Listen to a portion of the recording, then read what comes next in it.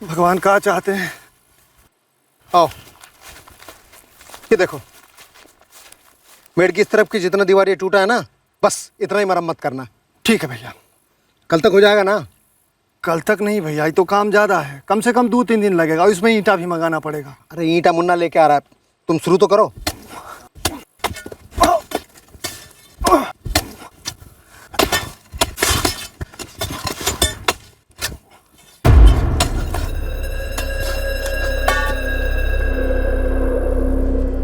भजन भैया, ये देखिए क्या है।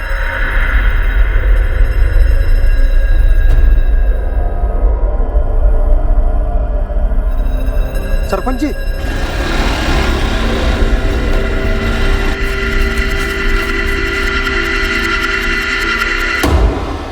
मैं तो मेड की मरम्मत करवा रहा था सरपंच जी, देखिए क्या निकला है। हे भगवान, तुम दोनों बगल से खोदना शुरू करो, हम पुलिस को खबर करते हैं। निरंजन देखो। अरे भाई धीरे से।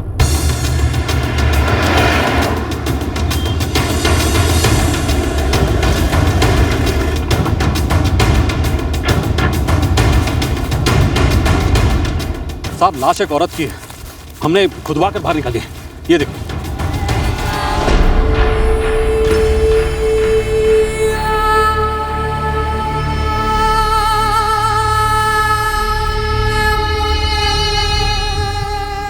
पिछले 5 दिनों से इतनी बारिश हो रही थी, आज हम खेत पर आए तो देखा कि मेड की दीवार टूटी हुई है। उसे ठीक कराने के लिए हम किशन और रामू को लेके आए तो देखा यहाँ पे लाश दबी हुई है। फिर हमने बगल से थोड़ी और खुदाई करवाई। वीरेंद्र जी, कोई पहचानता है इसे? बॉडी को बाहर निकालो, संभाल के। चेहरा इतना बिगाड़ दिया, कोई क्या पहचानेगा। जवान लड़की लगती है साहब। भजन, तुम्हारे खेत में क्यों गाड़ दिया गया इसे? इस बारे में हम क्या कह सकते हैं। अब पिछले 5 दिनों से पूरा मंत्रीपुर पानी में डूबा हुआ है, सारे काम धाम बंद थे। अब ऐसी बारिश में इसे कौन हमारे खेत में गाड़ गया साहब, हमें क्या पता। सर कोई आइडेंटिफिकेशन नहीं है, बॉडी काफी डिकम्पोज्ड हो चुकी है। ये जमीन किसकी? सर जीवन राम भुइया। कैसा हो सकता है कि पिछले 5 दिनों में जीवन राम अपने खेत पर आया हो? नहीं साहब, जीवन राम तो यहाँ कभी दिखता ही नहीं है। उसकी ये जमीन खेती के लायक नहीं है ना साहब, कुछ उगता ही नहीं है इसमें। जीवन राम तो दूसरों के खेतों में मजदूरी करता है, वो भी दिहाड़ी पर। हमने मरम्मत के लिए ईंटें हटाई तो हमें लाश का पैर दिखाई दिया। इस टूटे हुए हिस्से में ईंटें दोबारा से जमा के लगाई हुई थी। अगर हम मरम्मत के लिए खुदाई नहीं करते तो पता ही नहीं चलता कि यहाँ पे लाश दफन है। ये जीवन राम कहाँ मिलेगा?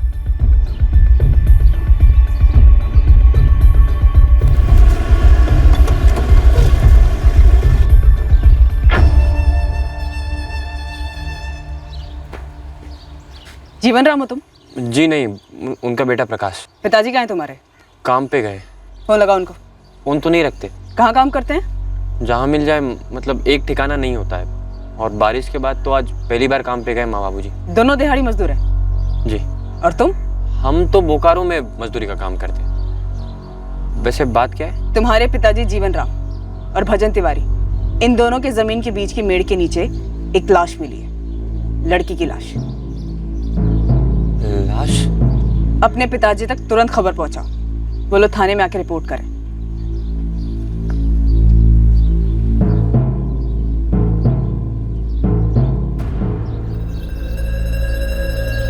ये है वो लड़की, चेहरा बिगाड़ दिया गया है।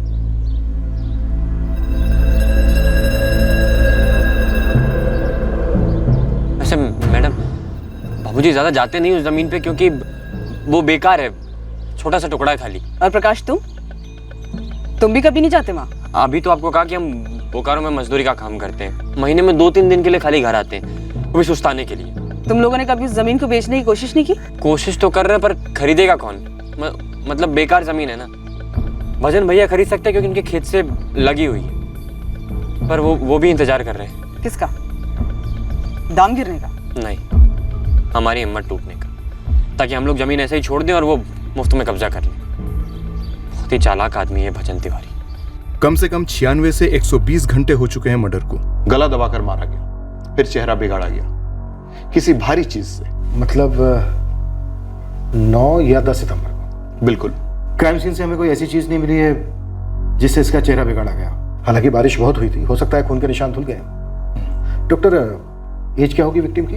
20 से 25 के बीच। बॉडी पर कोई आइडेंटिफिकेशन, कोई गोदना, बर्थमार्क या कोई एक्सीडेंट के निशान? No inspector. Sexual assault? नहीं, पर लड़की सेक्सुअली एक्टिव थी। मंत्रीपुर से इस एज ग्रुप में या इसके डिस्क्रिप्शन से मिलती जुलती हमें कोई मिसिंग कंप्लेन नहीं मिली है। सरपंच जी, मंत्रीपुर की इतनी भी ज्यादा आबादी नहीं है कि किसी घर से एक जवान लड़की गायब हो जाए और किसी को पता ही ना चले। बात तो आप सही कह रही हैं मैडम, लेकिन वैसे गायब हुई होती तो शिकायत तो जरूर दर्ज होती ना। जरूरी नहीं है, 20 से 25 साल की लड़की थी। हो सकता है घर वाले इस बात को घर से बाहर ही ना लाने देना चाहते हो सकता है आपसी रंजिश और शिकायत को ये पूरा परिवार दुनिया के सामने लाना ही ना चाहता हो। हम पूरे गांव में पता करवाते हैं मैडम। चेहरा पूरी तरह बिगाड़ दिया गया लालू।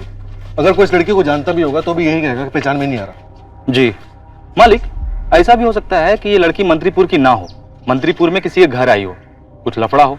हम ये भी पता करते हैं कि किसके घर कौन आया था। ठीक है, पता कर सारे गांव में। वैसे हम सरपंच से भी पूछताछ करवा रहे हैं, लेकिन तो अलग से पता कर। जी समझ गए। लालू, ये भी हो सकता है कि ये किसी दूसरे गांव की और यहाँ पे लाके गाड़ दिया गया। आसपास के गांव में भी पता कर, लेकिन चुपचाप, अपने खबरी स्टाइल में। लेकिन हम लोग तो उस जमीन पर लंबे अरसे से गए ही नहीं है। हम गए पुलिस वालों को, पर फिर भी वो कहे कि बापू को एक बार थाने भेज दो। आप एक बार हो आइए। अरे जब हम कुछ किए ही नहीं है, हमको कुछ मालूम ही नहीं है, तो हम क्यों जाए पुलिस थाने? अरे पर आप नहीं जाएंगे।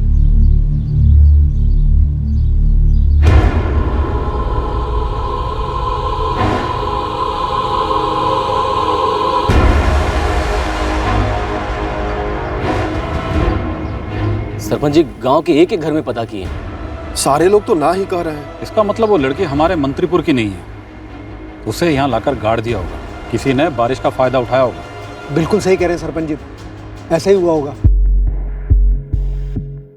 जिले के दूसरे गांवों से कोई मिसिंग कंप्लेन? अभी तक तो नहीं सर। 5 दिन हो गए हैं कत्ल हुए, लेकिन अभी तक जिले के किसी भी गांव से कोई मिसिंग कंप्लेन नहीं।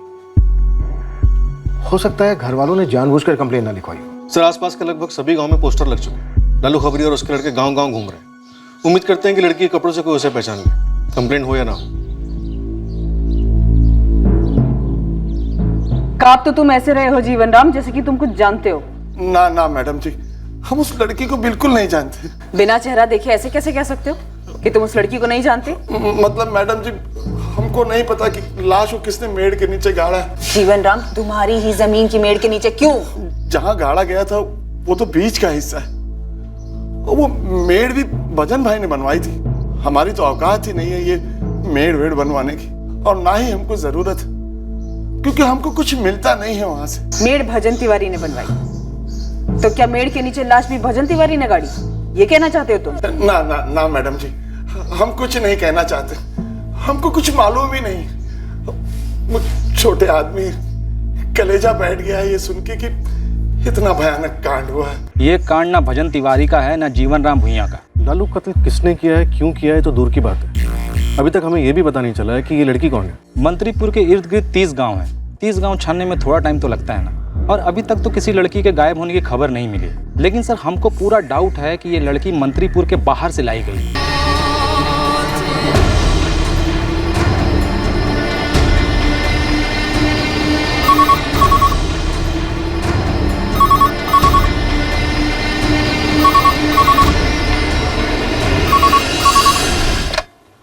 सब inspector Jaiswal, Mantripur police station.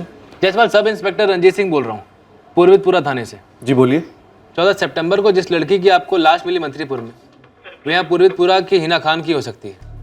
लाश की फोटो और पोस्टर हमें आपके थाने से मिले थे। फोटो किसने पहचानी? हिना के माँ बाप ने, वो इस समय मेरे सामने बैठे हैं।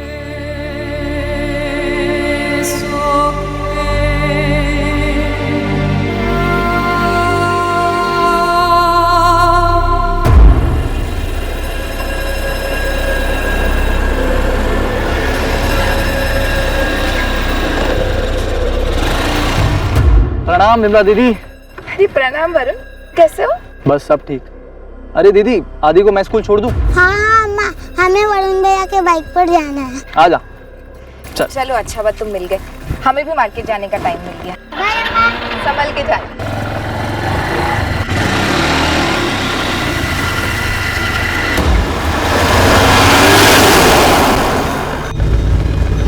साहब, हमारी हिना मंत्रीपुर कैसे पहुंची? ये हम कैसे बता सकते हैं बरकत जी? आपने भी तो हिना कैसे गायब हुई, कहाँ जा सकती है, कुछ भी तो नहीं बताया हमें। साहब हमें मालूम होता तो तब का तब बता देते जब शिकायत दर्ज कराने आए थे।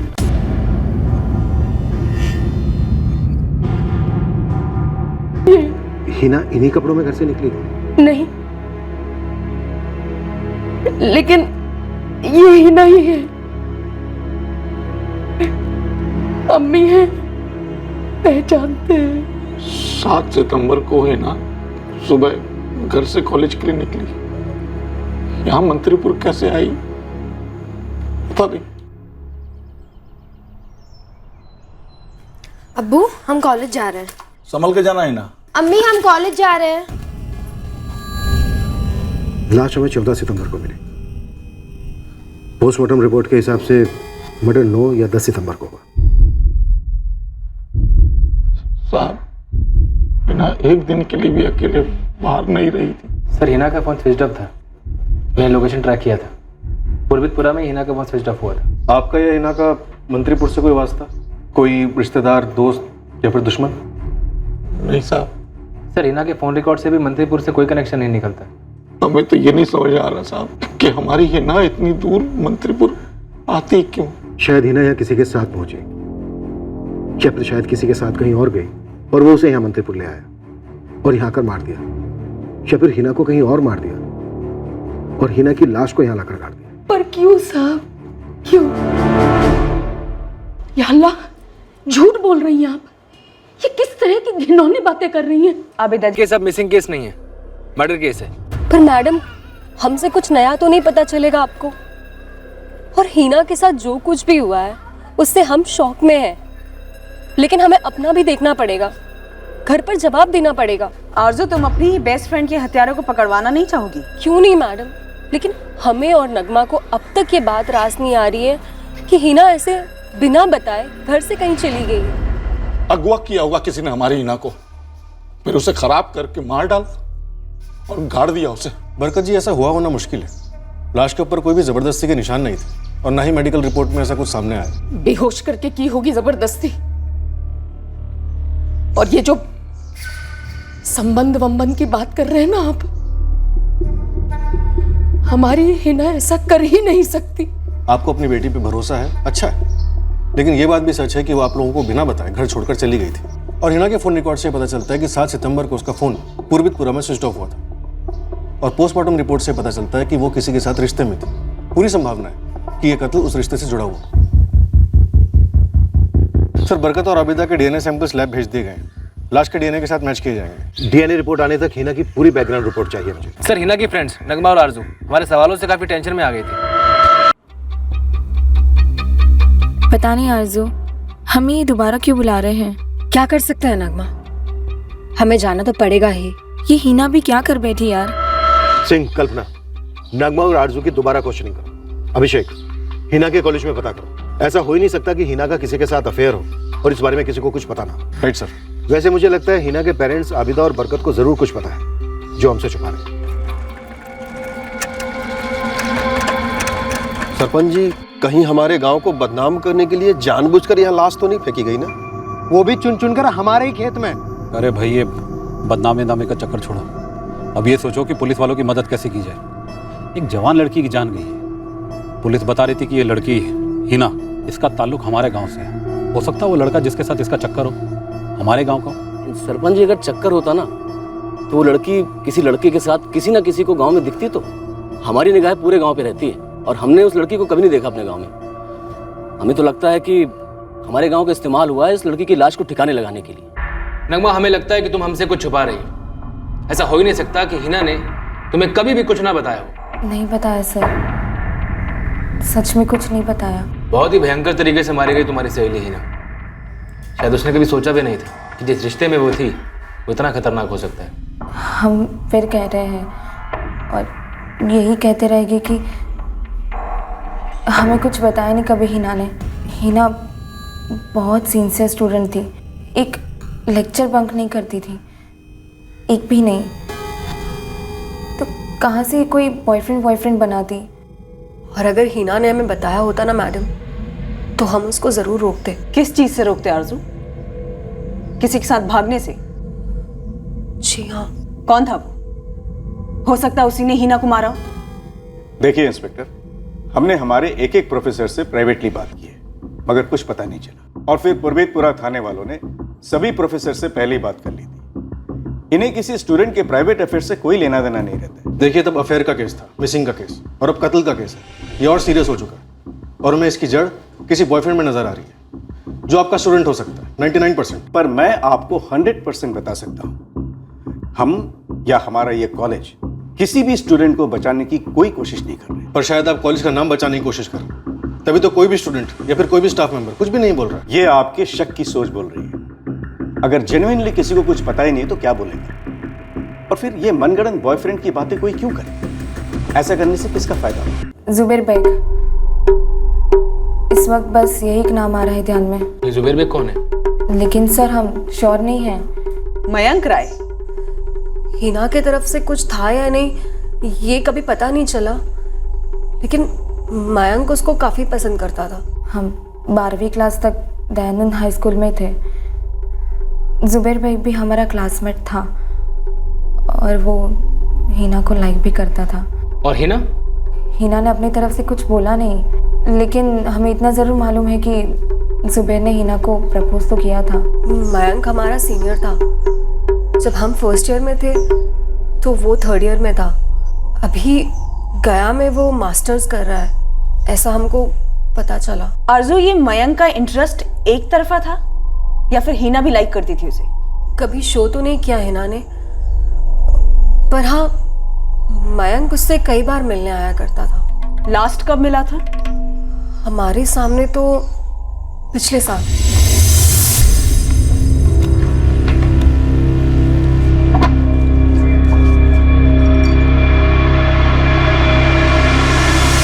पुलिस का कोई भेदी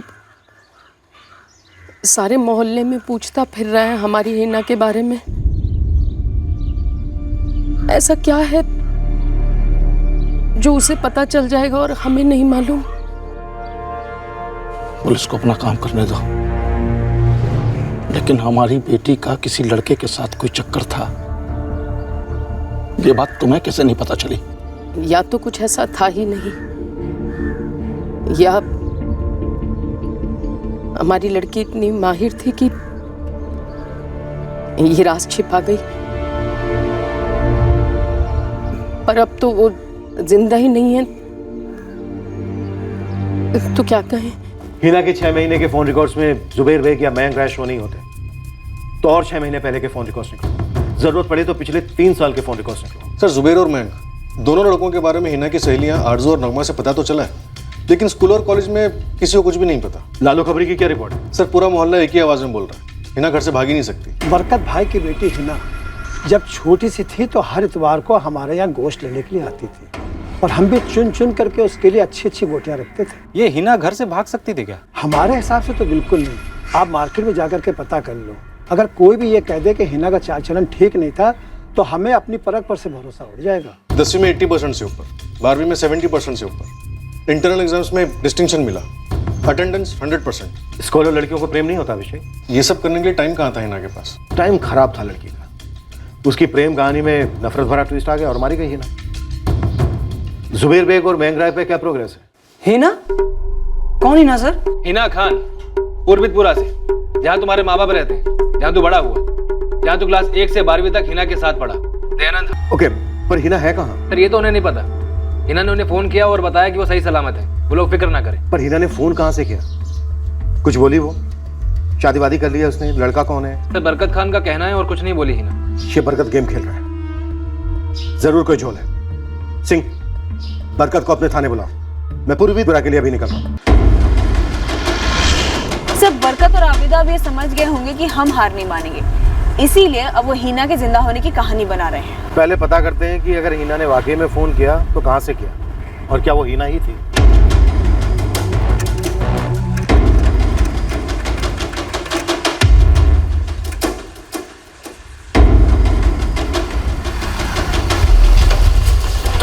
साहब, आपको हिना के जिंदा होने का झटका लगा है और यहाँ गांव में झटके बरसे हैं। मतलब? कल रात को मंत्रीपुर में एक बच्चा गायब हो गया। तो शिकायत करने आया या खबर देने आया? शिकायत तो बच्चे के माँ बाप करेंगे ना, हम तो खाली इतना बता रहे हैं कि बच्चे के गायब होने के पीछे रूहानी ताकत का हाथ बताया जा रहा है। क्या रूहानी फुहानी लगा रखा है बे? कल रात यहाँ मंत्रीपुर गांव में आसमानी पत्थरों की बारिश हुई है। लालू, होश में बात कर। साहब, एक बच्चा है आदि रजक। साहब, ये आदि अपनी माँ विमला और बाप महेश रजक के साथ यहाँ मंत्रीपुर आया हुआ था। ये लोग विमला के भाई सुमेर कनौजिया के घर में ठहरे हुए हैं। ये विमला और महेश कुंभरगढ़ के हैं। कल रात को जब आसमानी पत्थर की बारिश हुई, उसके बाद ये बच्चा आदि गायब हो गया, ऐसा गांव वाले कह रहे हैं। माँ बाप हमारे पास क्यों नहीं आए? रो रो के तो हालत खराब है उनका। ये गांव वाले तो किसी तांत्रिक और बाबा के पास से भी हो आए हैं। ये आसमानी पत्थर क्या है? साहब, वैसे खाली नाम है डेंजरस है। हम तो खुद नहीं देखे हैं, मगर ये जो निरंजन वर्मा है वो अपने घर में जमा करके रखे हैं। उन्हीं के घर पे बरसे थे।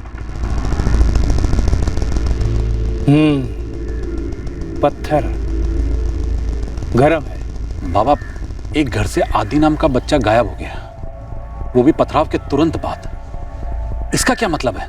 हमने सुना तो है कि आसमानी पत्थर गिरते तो है जब कोई तारा या धूमकेतु टूटता है तब, पर ऐसे आसमानी पत्थरों का गिरना और बच्चे का गायब होना, ये हम पहली बार सुन रहे हैं। कल रात फोन आया था साहब, हिना का। कहां से फोन आया था? नंबर क्या है? दीजिए।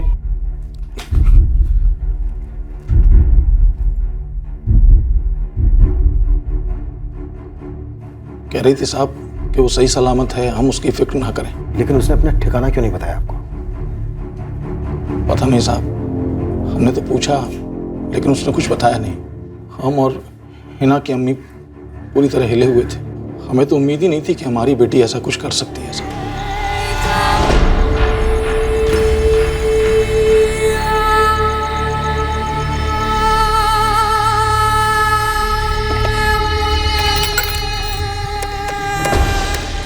हिना, हिना, कहाँ से बोल रही बेटा तू? हम बिल्कुल ठीक है अब्बू, आप खुदा के लिए हमारी फिक्र ना करें। अरे ऐसे कैसे फिक्र ना करे? तेरे को मालूम है तेरे जाने के बाद क्या क्या हुआ यहाँ पर? और तू ऐसे कैसे गायब हो सकती है बेटा? अब्बू, आप अम्मी से कहना कि यहाँ सब कुछ जैसे सेटल हो जाएगा ना, वैसे घर आ जाएंगे। हिना, हिना, हमारी हिना जिंदा है। ये एक बनाई हुई बकवास और बेतुकी सी कहानी है। साहब, झूठ बोलने की कोई वजह नहीं है हमारे पास। हमारी खुद की बेटी हमें छोड़ के चली गई, फिर उसके मरने की खबर आई, और अब हम दोनों जीते जी मर रहे हैं और आपको यकीन ही नहीं हो रहा है। आप फोन पे नंबर देख चुके हैं। कल्पना सब इस नंबर पर लगातार कोशिश करते रहो, पूरी डिटेल्स निकलवाओ इस नंबर की। मुझे लगता है बरकत और आबिदा कुछ ज्यादा ही चालाक गेम खेल रहे हैं, या फिर बहुत ही बचकाना और बेवकूफी बना।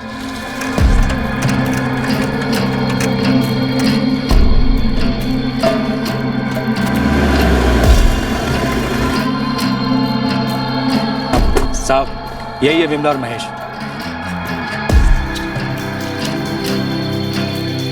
आप लोगों का बच्चा गायब हुआ है? जी, आदि नाम है उसका। तो कंप्लेंट क्यों नहीं लिखवाई? वो हमारे साले और उनकी पत्नी अनीता उनको गांव में खोजने गए हैं साहब। गांव वालों से बात कर रहे हैं। उनके आने के बाद हम लोग आने ही वाले थे। खोजने गए मतलब किसी बाबा बाबा से सलाह करने गए? वो लोग आ गए साहब।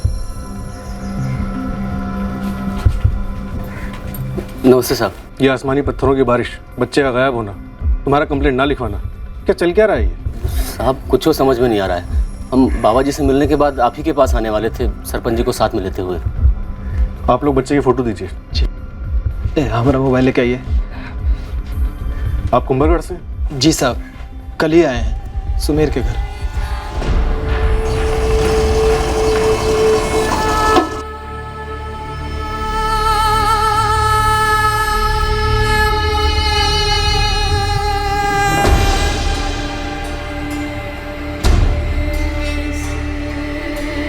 क्या हुआ उर्मिला? वरुण, पता नहीं क्यों पर हमें लग रहा है आदि के गायब होने का उन आसमानी पत्थरों की बारिश से कोई ताल्लुक नहीं है।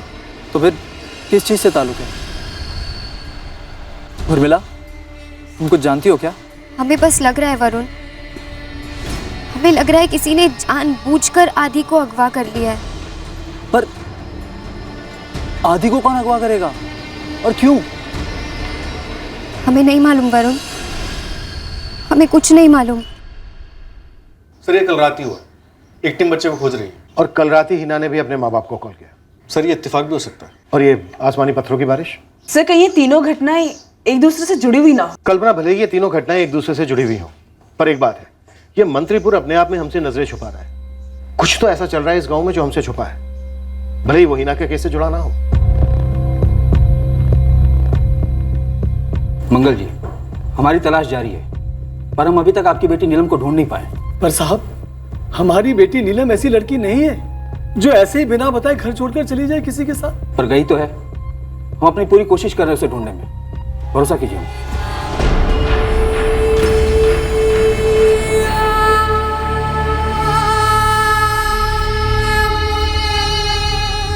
हेलो,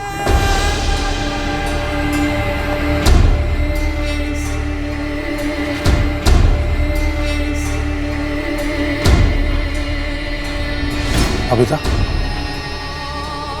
हमको लगता है हमने हिना की मिसिंग रिपोर्ट लिखाने में कुछ जल्दबाजी कर दी और फिर उसकी लाश को भी पहचान लिया। अब तो पुलिस हम पे ही शक करेगी ना। कल रात को एक लड़की ने तुम्हारे पीसीओ से फोन किया था तकरीबन 10:35 पे। बता सकती हो वो लड़की कौन है? 10:30 बजे पीसीओ बंद होता है मेरा। अब कोई आखिरी मिनट पे आकर फोन करता है तो मैं मना नहीं करता। कल रात को जिस लड़की ने फोन किया उसे पहचानते हो तुम? अब याद नहीं आ रहा है। बरकत खान के फोन रिकॉर्ड में रांची की उस दुकान से एक इनकमिंग कॉल तो दिख रहा है, और उस किराने वाले को ये नहीं पता कि कॉल किसने किया था। सर शायद ये बरकत की कोई चाल हो। बरकत ने ही किसी से कह के फोन करवाया रांची से इन्वेस्टिगेशन को भटकाने के लिए। सर शायद हिना वाकई मर चुकी है, जो कि शायद बरकत ने या तो मारा होगा या मरवाया होगा। तुम दोनों रांची के लिए निकलो और पता लगाओ कि बरकत और आबिदा का रांची के साथ क्या कनेक्शन। पता करो कि हिना खान वाकई में जिंदा है या फिर बरकत की कोई चाल है। तब तक मैं और अभिषेक यहाँ आदि रजक मिसिंग केस को देखते हैं। पता नहीं क्यों बार बार मुझे ऐसा लग रहा है कि हिना खान का केस और इस बच्चे आदि रजक का केस कहीं ना कहीं एक दूसरे से जुड़े हुए मिलेंगे।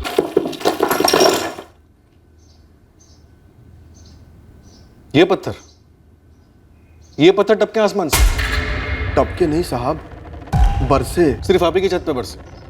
आसमान से और किसी की नहीं?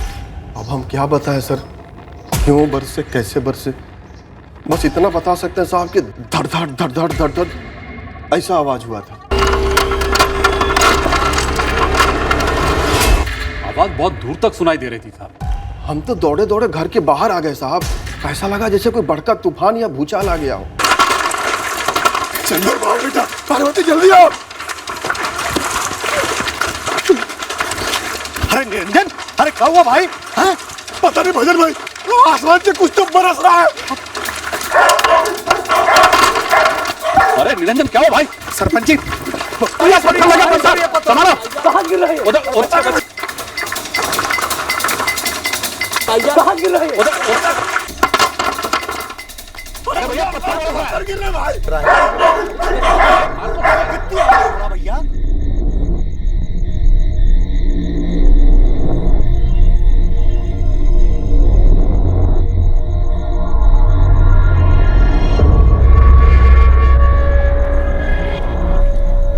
लगता बरसना बंद हो गया।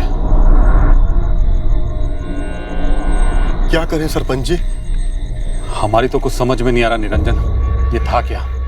साहब काफी समय तक सबकी बोलती बनती, सब चुपचाप खड़े सोच रहे थे कि क्या करें। सब डरे हुए थे साहब। हाँ साहब, डर इस बात का था कहीं दोबारा से पथराव शुरू ना हो जाए।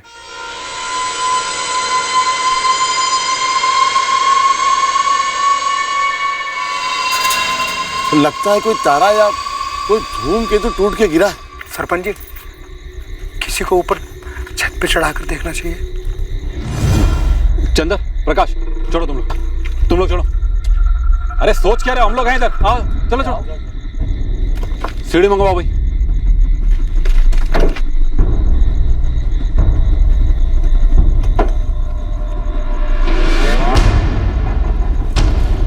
चल बेटा चल, हम लोग हैं इधर।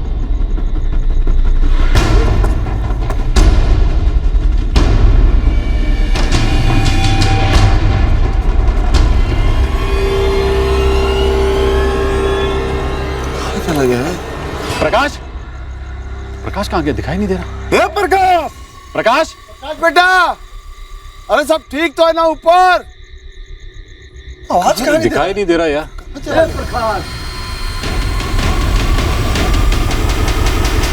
यहाँ बहुत सारे पत्थर है और वो भी गर्म है। बेटा सुबड़ी मंगवा रहे, उससे सारे पत्थर नीचे धकेल देना।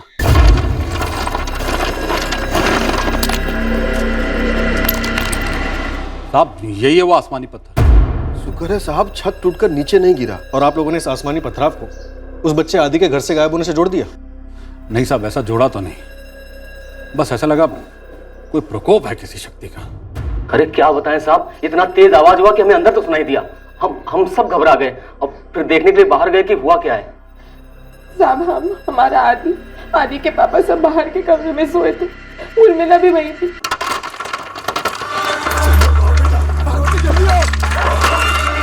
क्या हो रहा है? अरे क्या हुआ? कैसा आवाज आ रहा है जी? पता नहीं, चलिए चलकर देखते बाहर। आइए चलो चलो हम भी चलकर देखते हैं।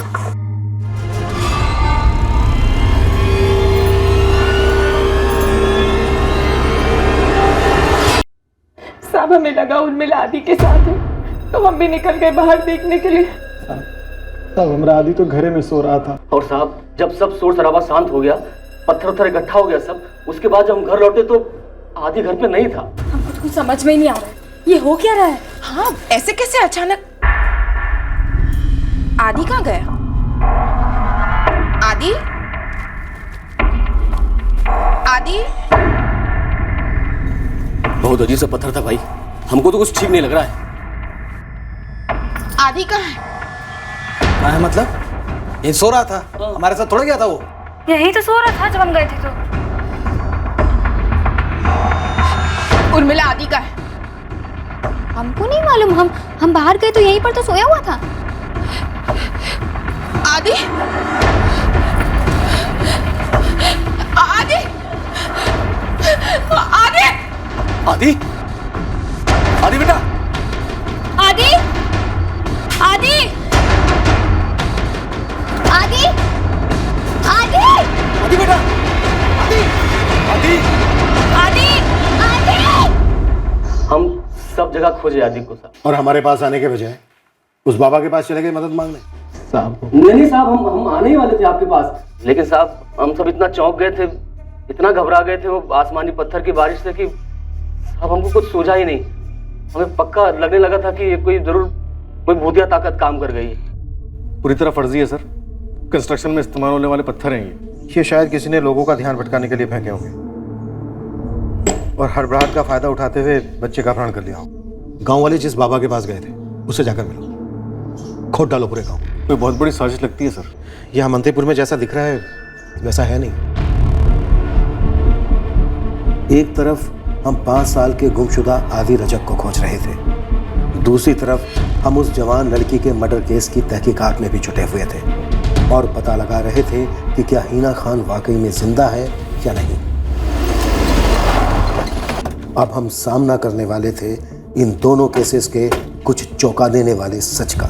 क्या ये वो लड़की थी जो परसों आई थी 10:35 पर यहाँ पे फोन करने के लिए? अब उस रात यही आई थी या नहीं ये हम पक्का बोल नहीं सकते मैडम, लेकिन इतना ज़रूर कहेंगे कि ये लड़की पहले कुछ दफ़ा आई है हमारी दुकान पर।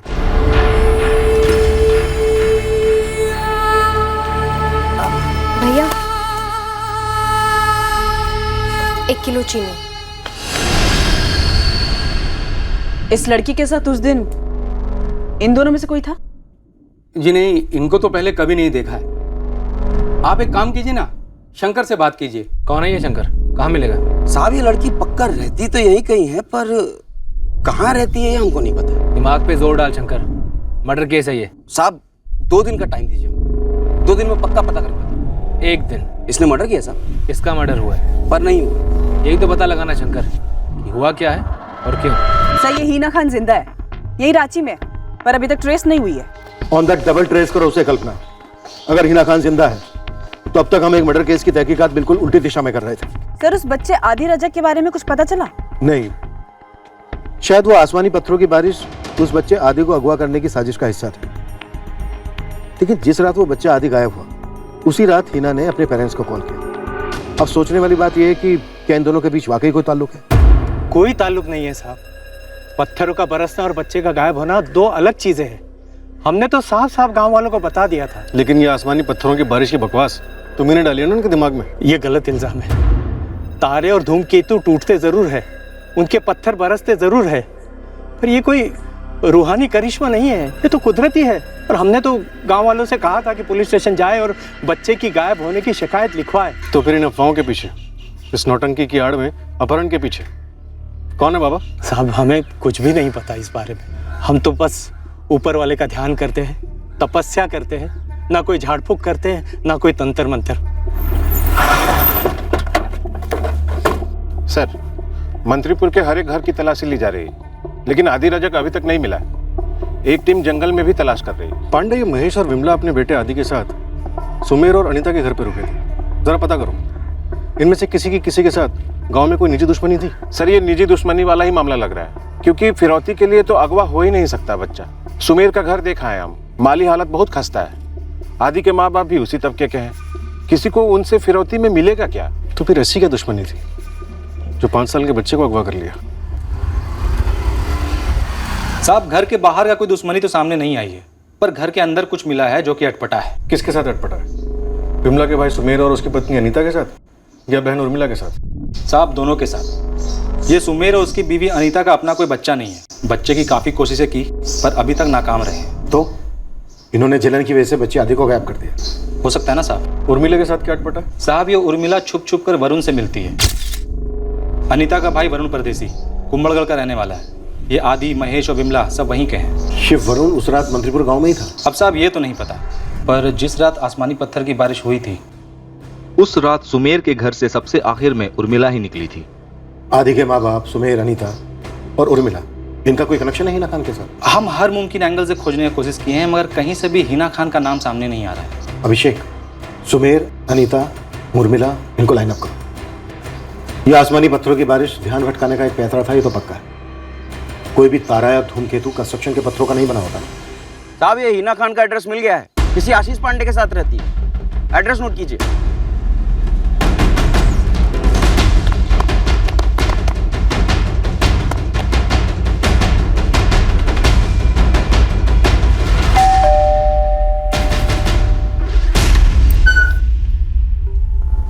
जी? हिना खान, मुबारक हो, तुम जिंदा हो। जी? तो समझे नहीं। समझे तो हम भी नहीं है हिना। तुम यहाँ रांची में जिंदा हो, तो हमें वहां वो लाश किसकी मिली है? ये क्या बकवास किए जा रहे हो आप लोग? कौन हो? तुम आशीष पांडे हो ना? आशीष? ये देखो ना, ऊटपटांग बातें किए जा रहे हैं। हाँ, आप लोग कौन है? बिहार पुलिस, पूर्वितपुरा और मंत्रीपुर से। किंतु गांव का नाम तो सुना ही होगा तुम दोनों ने। पूर्वितपुरा में तुम्हारी मिसिंग कंप्लेन फाइल हुई। फिर मंत्रीपुर से एक लाश मिली और वो लाश तुम्हारी है, ऐसा तुम्हारे माँ बाप ने कंफर्म किया है। फिर केस वापस ले लिया गया और हमें बताया गया कि तुम जिंदा हो, जो कि तुम हो ही, दिख रहा है। पर एक लड़की मारी तो गई है।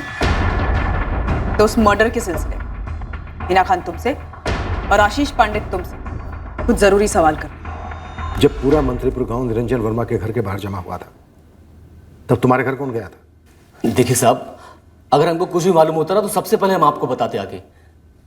हम दोनों भी तो उसी भीड़ में शामिल थे। अब हम पर शक कर रहे हैं, वो भी सिर्फ इसलिए क्योंकि हम मां नहीं बन सकते। साहब, आप ऐसा सोच भी कैसे सकते हैं कि हम आदि अपने खुद के ननद के बच्चे को नुकसान पहुंचाएंगे? बुद्धि इतनी भ्रष्ट कैसे हो सकती है साहब हमारी? इमारतें बनाने में इस्तेमाल होने वाले मामूली पत्थरों को आसमानी चमत्कारी पत्थर मान लेना और बाबा से पूछने जाना कि आदि के गायब होने के पीछे भूतिया शक्ति का प्रकोप है क्या, यही साबित करता है कि बुद्धि भ्रष्ट हो चुकी थी किसी की। आदि के साथ तुमने क्या किया सुमेर, अनीता? हम सच कह रहे हैं, हमने कुछ नहीं किया साहब। और साहब, अगर आपका इशारा किसी जादू टोना या फिर बली वली पे है ना, तो बता दीजिए हमको। अरे हम भी तो देखें कि कैसे कैसे तरीके होते हैं जिससे हम जैसी बदनसीब माँ बन पाएगी। हम भी देखें। नहीं, वो कुंभलगढ़ में रहता है। आसमानी पत्थरों की बारिश देखने के लिए घर में सबसे आखिर में तुम निकली थी, आदि को अकेला सोता हुआ छोड़कर। सर, हम आपको पहले भी बता चुके हैं कि हम विमला दीदी और अनीता भाभी के पीछे ही निकल गए थे और उस वक्त आदि सोया हुआ था जमीन पर। आदि को कौन उठा कर ले गया उर्मिला? सर, हमें कैसे मालूम होगा? हम तो भीड़ में थे ना सबके साथ निरंजन जी के घर के बाहर। तुम्हारी और वरुण की ये दोस्ती घर में सबको कबूल है, दोनों परिवार वालों? दोस्ती है, चक्कर नहीं है। मिलते हैं, बात करते हैं, बस। अकेले में मिलते हो, सबकी नजरों से दूर, छुप कर। तो क्या सर, कितनी बार बताएं आपको कि दोस्त है और अकेले में मिलते हैं, छुप कर नहीं। लेकिन कुछ तो छुपाया जा रहा है उर्मिला। क्या परिवार में आपसी अनबन है? सर हम नहीं जानते क्या छुपाया जा रहा है और हमारे परिवार में कोई आपसी अनबन नहीं है। तो फिर 5 साल के आदि को कौन उठाकर ले गया उर्मिला? सर हम नहीं जानते। महेश, विमला, ये आसमानी पत्थरों की बारिश पूरी तरह से बकवास है। इतना पक्का है कि ये सबका ध्यान भटकाने की एक साजिश थी। किसकी हो सकती है साजिश? ताकि आपके बच्चे आदि को अगवा किया जा सके। एक तो हम इस गांव के नहीं हैं और दूसरे हम सिर्फ 2 दिन पहले इनके भाई सुमेर के यहाँ रहने के लिए आए हैं। और साहब हम लोग बहुत गरीब, हमारे पास कुछ भी नहीं है किसी को देने के लिए आदि के बदले में। बच्चे सिर्फ पैसों के लिए ही अगवा नहीं किए जाते, आपसी रंजिश भी होती है। विमला, आपके और आपकी भाभी अनीता के बीच कैसे रिश्ते हैं? अच्छे हैं साहब, हम सब चाहते हैं अनीता भाभी को जल्द से जल्द बच्चा हो। आपके और आपकी बहन उर्मिला के बीच कोई अनबन? नहीं साहब, छोटी बहन है हमारी, हम चाहते हैं अच्छा सा लड़का देखकर उसकी शादी करवा दें। जैसे कि आपकी भाभी अनीता का भाई वरुण।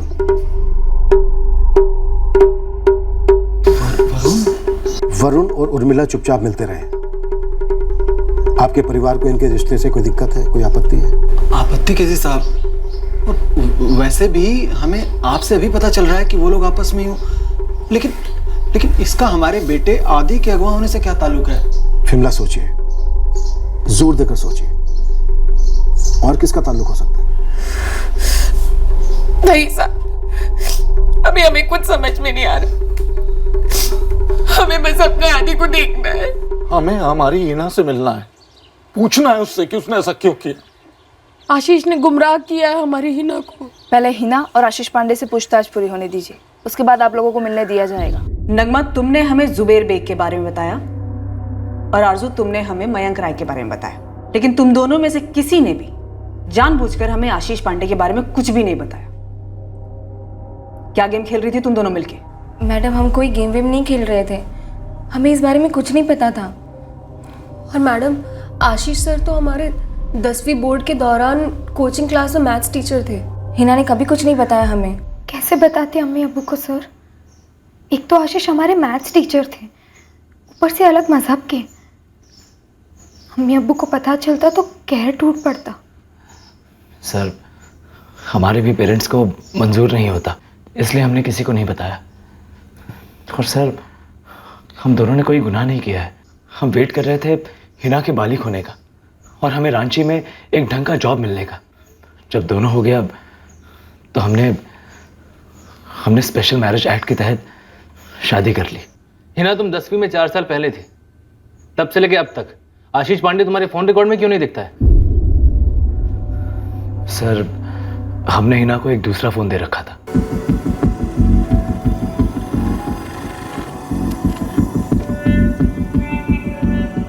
ये फोन लो, हमेशा सिर्फ इसी फोन से कॉल करना ही ना। हम भी तुम्हें सिर्फ इसी नंबर पर कॉल करेंगे, सबसे छुपा कर, और फोन हमेशा साइलेंट मोड पर रखना, ओके? हमारा फिक्स टाइम होता था बात करने का।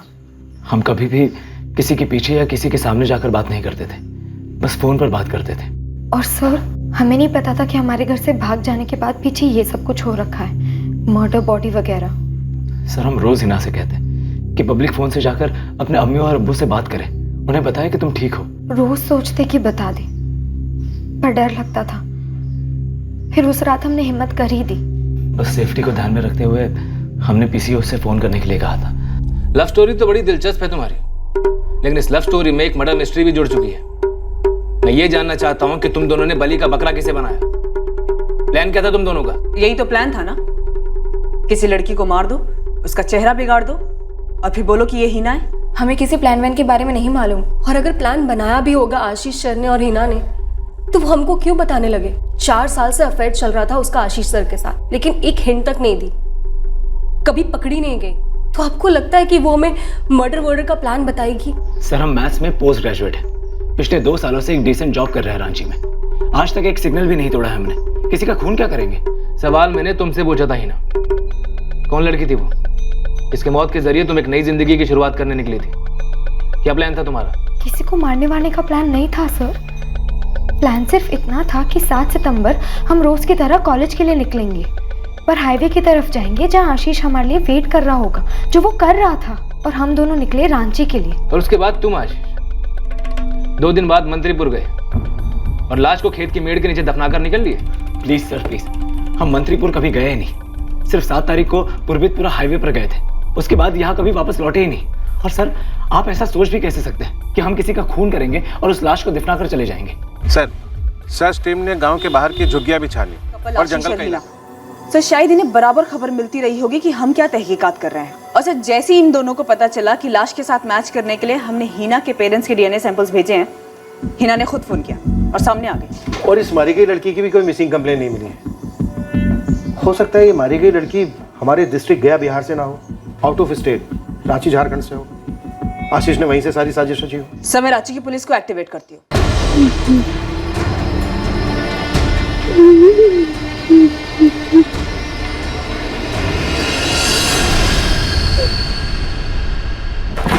सर आदि के लिए कुंभलगढ़ को भी स्कैन किया, वहां पे भी नहीं मिला। सर किसी भयंकर साजिश की बू आ रही है। किसी नरबली वाले पाखंडी बाबा या फकीर का इन्वॉल्वमेंट हो सकता है। कईयों से पूछताछ की सर, खबरियों ने तांत्रिक बाबाओं की टोलियों में भी झांका, कुछ नहीं हाथ लगा। अभिषेक मुझे लग रहा है इस लड़की का मर्डर और अदी रजक का गायब होना, ये दोनों केसेस किसी तरह से जुड़े हुए हैं, लेकिन कनेक्शन पकड़ में नहीं आ रहे। सर अभी तक हिना की फैमिली और आदि की फैमिली में कोई भी कनेक्शन नहीं बैठ रहा है। आदि की मौसी उर्मिला के फोन रिकॉर्ड्स निकलवाओ, जितने महीनों के निकलवा सकते हो निकलवाओ।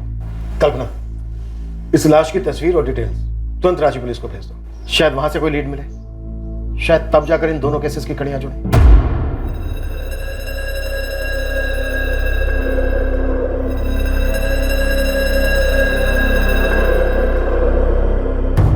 उर्मिला सच सच बोल, क्या हमसे कोई गलती हुई है? दीदी आप कैसी बातें कर रही हैं? आप आदि को लेकर हम पर शक कर रही हैं? पहली बात ऐसा कोई मसला नहीं है, और अगर होता भी तो ऐसा कुछ करते। वरुण के साथ क्या चल रहा है तेरा? अभी कुछ नहीं चल रहा है वरुण के साथ। आपका भाई है इसीलिए कभी मिल लेते हैं, 2 बातें हो जाती है। आप लोग समझ क्यों नहीं पा रहे हो? पुलिस वाले कान भर रहे हैं आप लोगों के। झूठ बोल रही है तू, और हमेशा से झूठ ही बोलती आ रही है। हर चीज को लेकर तूने झूठ बोला उर्मिला। दीदी यकीन कीजिए हमारा ये झूठ नहीं है, हमने कभी झूठ नहीं बोला है, किसी बात को लेकर झूठ नहीं बोला है। एक अतीत का साया मंडराना शुरू हो गया था, पर इस केस से जुड़े लोगों के जहन में ये अतीत अभी तक खनका नहीं था। आदि के गायब होने का केस हमें इस कत्ल कर दी गई लड़की की असलियत तक ले जाने वाला था, पर उसके पहले हमें उस मंडराते अतीत का हमें सिर्फ इतना मालूम है कि जिस रात आदि को अगवा किया गया उसी रात इसका कत्ल कर दिया गया था, गला घोटकर। साहब एक बात हमको समझ में नहीं आ रही, 5 साल का छोटा सा बच्चा है, इसके साथ भला किसी की क्या दुश्मनी हो सकती?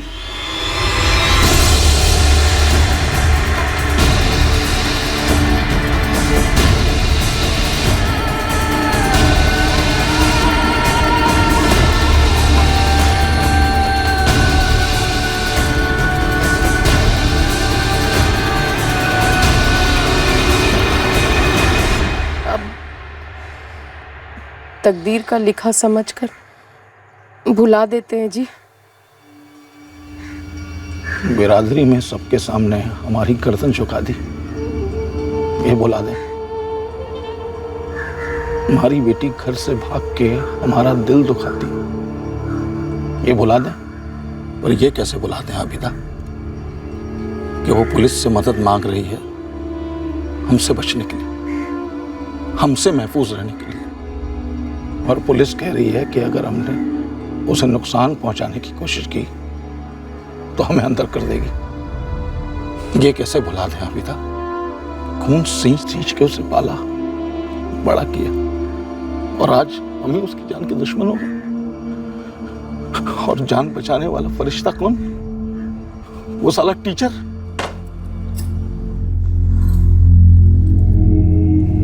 आशीष एक बात पूछूं? सच बताओ आशीष, कहीं तुम तो ऐसा मत सोचो। क्या तुम्हें लगता है कि हम इतना गिर सकते हैं? तुम हम पर शक कर रही हो ना कि हमने उस लड़की को मारा है। तुम हमें बिल्कुल भी नहीं जानती क्या? आशीष पुलिस हमें प्रोटेक्शन तो दे रही है, लेकिन हम पर शक भी तो कर रही है ना। तो क्या तुम भी हम पर शक करोगी? क्या तुम्हारे सामने भी हमें दलील करनी पड़ेगी कि हम नहीं जानते कि उस लड़की को किसने मारा है? हिना प्लीज, हमारा इस मर्डर से कोई ताल्लुक नहीं है।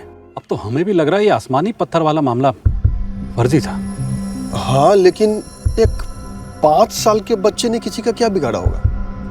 और आदि के माँ बाप तो हमारे गांव से भी नहीं है। सब दोनों लाशों को हमारे खेत में दाब दिया। ये बात हमें भी खटक रही है भजन तिवारी। अब हमको तो लगता है कोई हमें बदनाम करने की कोशिश कर रहा है, हमसे बदला लेना चाहता। किसके साथ है तुम्हारी ऐसी दुश्मनी, वो भी इतनी गहरी? नहीं साहब, हमारी किसी से कोई दुश्मनी नहीं है, हम सच कह रहे हैं। पर हाँ, हमें लगता है कि कोई हमसे जलता है ना, तो वो है ये जीवन राम। इसकी ज़मीन पे तो कुछ उगता नहीं है और हमारे खेत में होती है अच्छी खासी फसल। हमको तो लगता है कि सब कुछ करा धरा इस जीवन राम का ही है। हाँ हाँ,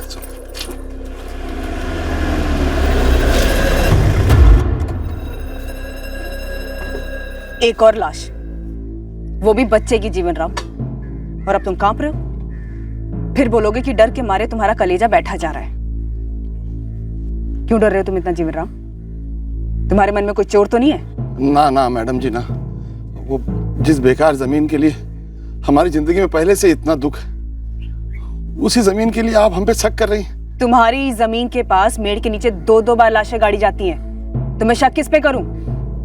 भजन राम का नाम तो तुम लेना मत, उसके अलावा कोई नाम लो। कौन है जीवन? हम किसका नाम ले सकते हैं मैडम जी? तुम्हारा बेटा प्रकाश, वो कहाँ है? वो तो बाहर है, बोकारो में काम करता है।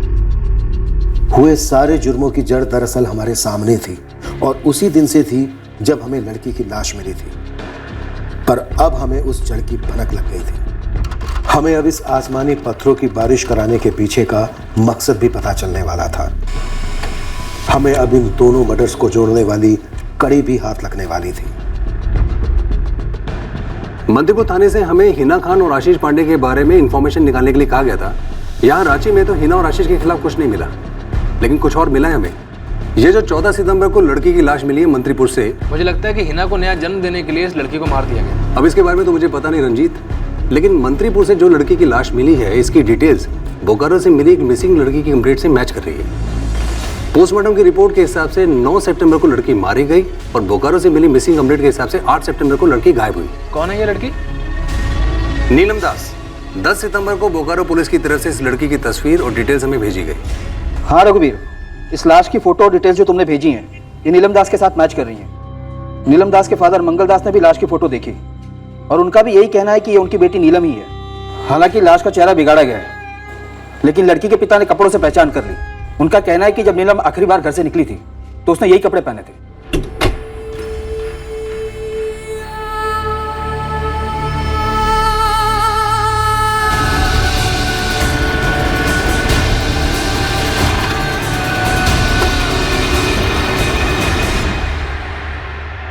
सर, बोकारो पुलिस नीलम दास के फादर मंगल दास को यहाँ भेज रही है। सर, वैसे नीलम बहुत ही गरीब परिवार की लड़की है, फैक्ट्री में काम करती थी। उसके पास खुद का सेल फोन भी नहीं था, इसलिए ढूंढना काफी मुश्किल हो रहा था। क्या हिना खान और आशीष पांडे ने बोकारो की इस नीलम दास को अपना टारगेट किया? क्या वो उसे बोकारो से यहाँ मंत्रीपुर लेकर आए? सिंह, बोकारो पुलिस को नीलम दास का कोई कनेक्शन मिला था हिना या आशीष के साथ या मंत्रीपुर के साथ? नहीं सर, किसी के साथ भी कोई कनेक्शन नहीं मिला। सर, उर्मिला के फोन रिकॉर्ड्स, वरुण से तो इसकी बातें होती थी, कोई सरप्राइज नहीं। लेकिन एक और नंबर है जो बार बार फीचर हो रहा है। पिछले 5 महीने पहले तक इस नंबर पे उर्मिला की लगातार बातें होती थी। और कौन है? प्रकाश भैया, जीवन राम भैया का बेटा। सर, सही प्रकाश भैया बोकारो में है, मजदूरी करता है। और नीलम दास भी बोकारो से थे। अभिषेक, उठाओ प्रकाश को और उर्मिला को। जी, जानते हैं प्रकाश को। उर्मिला, तुम्हारे फोन रिकॉर्ड्स कहते हैं कि कुछ ज्यादा ही अच्छी दोस्ती थी तुम दोनों के बीच, लेकिन पिछले 5 महीने से कुछ अनबन सी चल रही है, बातें नहीं हो रही हैं तुम दोनों की। हाँ तो सर, दोस्त थे ना हम, दोस्तों में ऊंच नीच होती रहती है। उर्मिला, ये दोस्ती का खेल बहुत खेल लिया तुमने। सर, हमें समझ नहीं आ रहा है हर दोस्ती को चक्कर में बदलने पर क्यों तुले। लड़का लड़की दोस्त नहीं हो सकते क्या?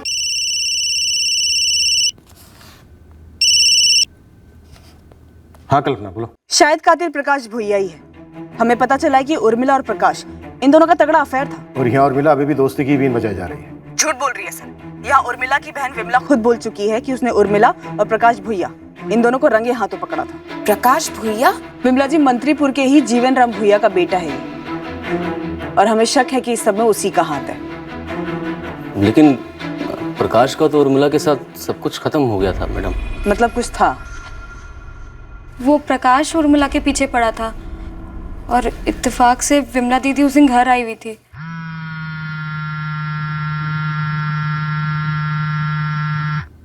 उर्मिला, उर्मिला, तेरा फोन बज रहा है। हेलो। सुनो ना जानू, बड़ा मन हो रहा है आज, मिले क्या? और खाली हाथ नहीं, तुम्हारे लिए कुछ लाए भी हैं। कौन बोल रहा है? प्रकाश। कौन प्रकाश? प्रकाश भुइया। आप कौन बोल रही? हम उर्मिला की बहन विमला बोल रहे हैं। जानू, हमको तुमसे मिलने का बहुत मन कर रहा है। कैसी बेहुदा बातें कर रहा था वो प्रकाश। नहीं दीदी, ऐसा कुछ भी नहीं, वो बस हमारा दोस्त है, मजाक में ऐसा कुछ भी बोलता रहता है। चुप, एकदम चुप। कल पैदा नहीं हुए थे हम जो हमको बेवकूफ बना रही हो। प्रकाश भुइया, भुइया है वो, दूसरी जात का, और उसके साथ गुलछर्रे उड़ाते तुमको शर्म नहीं आती है? हाँ सर, चक्कर था हमारा प्रकाश के साथ, पसंद करते थे उसे, पर विमला दीदी के बदौलत पकड़े गए। और सर यकीन मानिए, हमने रिश्ता तोड़ दिया था उससे, पर वो प्रकाश समझ ही नहीं रहा था, पीछे पड़ा था हमारे। प्रकाश चक्कर चलाना चाहता था और हम खत्म करना चाहते थे। प्रकाश ने कभी कोई धमकी दी थी तुम्हें? कभी मिला था आमने सामने आकर? एक दो बार ही मिले थे उसके बाद, पर उसने ऐसा कभी कुछ नहीं कहा। सर अगर वो आदि को लेकर ऐसा कुछ कहता तो हम सबसे पहले जाके अपने घर वालों को बताते, आपको बताते। हम नहीं जानते थे वो ऐसा सिरफिरा निकलेगा। सर प्रकाश को उठा लिया बोकारो से, कह रहा है इस मर्डर में उसका कोई हाथ नहीं है। उर्मिला के स्टेटमेंट से हम अंदाजा लगा सकते हैं कि प्रकाश ने कत्ल किया होगा आदि का, गुस्से में, बदले के लिए। लेकिन नीलम दास के साथ क्या कनेक्शन हो सकता है प्रकाश का? सर कह रहा है नीलम कौन है मैं नहीं जानता।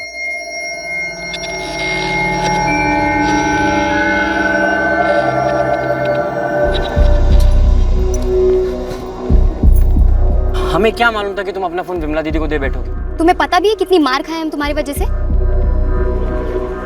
यहाँ पर ऐसे किसी ने देख लिया ना तो इस बार जान से जाएंगे। तो कह रहे हो गई गलती। ऐसे कौन बात करता है फोन पर? अरे हमको नहीं मालूम था कि तुम नहीं हो फोन पे। कह रहे गलती हो गई तो अब हो गई ना गलती, तो अब भुगतो। आज के बाद नहीं मिलेंगे तुमसे। नहीं मिलेंगे मतलब? नहीं मिलेंगे मतलब नहीं मिलेंगे। दूर रहो हमसे और हमारे साथ दिखना मत। कम से कम कुछ समय के लिए दूर रहो।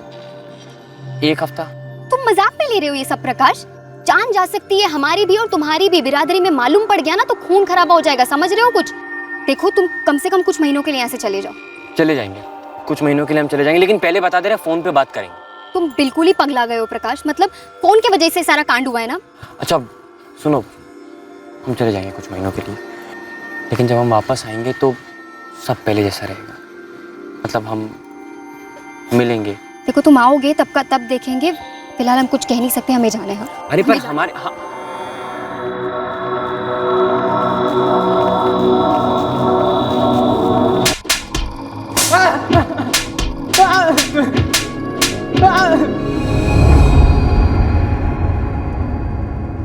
वो 5 साल का एक मासूम बच्चा था प्रकाश।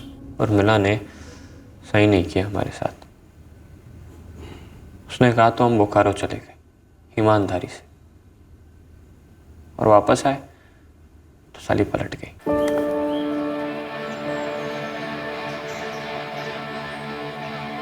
मिला पूरे 3 महीने नहीं मिले तुमसे, 3 महीने, और जैसा हम कहे थे एक भी फोन नहीं किया। वो सब ठीक है, मगर अब इससे आगे हम दोनों के बीच और कुछ नहीं हो सकता, समझे?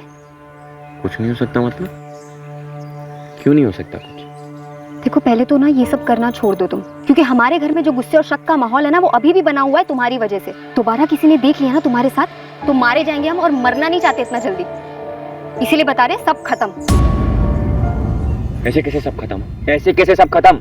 मतलब जब चाहो पास बुला लो, जब चाहो दूर भेज दो। हैं सुनो, हमको ना गोल गप्पे खाने बराबर मत समझो कि भैया सूखी पूरी दे दो और निकल लो। तुम हमको धोखा नहीं दे सकती। धोखा नहीं दे रहे हैं तुम्हें, अच्छे से प्यार से समझा कर रिश्ता खत्म कर रहे हैं। चिपको नहीं इस तरीके से हमारे साथ। कितनी बार बताएं, नहीं है हमारे दिल में तुम्हारे लिए अब कुछ।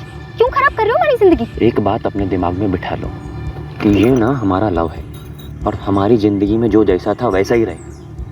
तुम हमारी जिंदगी में थी, हो और रहोगी। फिर तुम रहोगे पुलिस थाने में, क्योंकि हम तो शिकायत कर देंगे।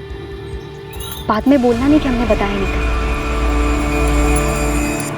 दातून की तरह चबाकर फेंक दी। पहले खूब इस्तेमाल किया, देर सवेर दिन रात काम के बीच में जब बुलाती हम पहुंच जाते प्यार करने। और उसकी बहन के साथ हमने कोई ऐसी खास बदतमीजी नहीं की थी। चाहती तो मना लेती, हमारे साथ भाग जाती, लेकिन उसको तो ये बहाना बनाकर हमें धोखा देना था। और मिला को लगा हमें मालूम नहीं कि वो अपने भाभी के भाई उस कुत्ते वरुण के साथ चक्कर चला रही। जहां हम और उर्मिला मिलते थे, प्यार करते थे, उस वरुण से भी वो वहीं मिलती थी। बहुत बड़ा खेल खेला हमारे साथ, खेला और आगे बढ़ गई। ये आसमानी पत्थरों की बारिश करवाने वाला बादल तू ही था ना? जी।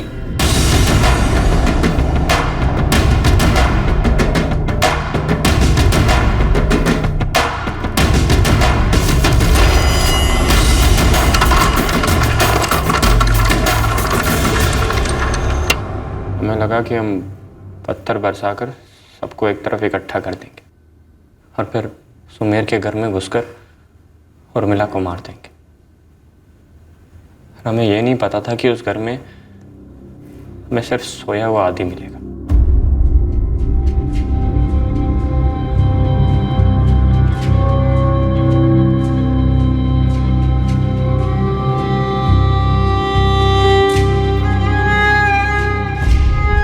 हमने सोचा हम घर में घुसकर इंतजार करेंगे और जैसे ही उर्मिला लौटेगी टूट पड़ेंगे उस पर, मार डालेंगे सारी को।